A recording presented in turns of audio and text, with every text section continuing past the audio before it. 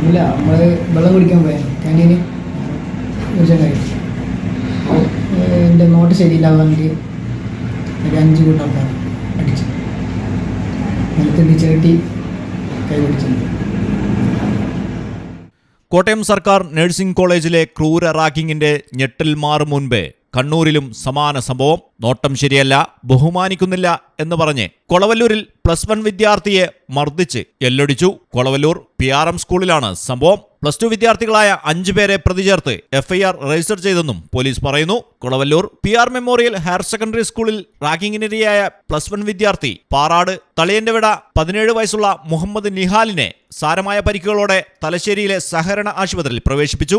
+2 വിദ്യാർത്ഥികളെ അനുസരിച്ചില്ലെന്ന് പറഞ്ഞ് ആക്രമിച്ചതായാണ് പരാതി. നിലത്തിട്ട് വലിച്ചതായും ആരോപണമുണ്ട്. തോളലിന് പരിക്കേറ്റ നിഹാലിനെ ശസ്ത്രക്രിയയ്ക്ക് വിധേയമാക്കി. ബുധനാഴ്ച രാത്രിയിലായിരുന്നു സംഭവം. മലയാളം ടെലിവിഷൻ, കണ്ണൂർ. കവിത ഗോൾഡൻ ഡയമണ്ട്സ് പോലെ തീർത്തും versatile. Kavitha golden diamonds, the versatile jewellery.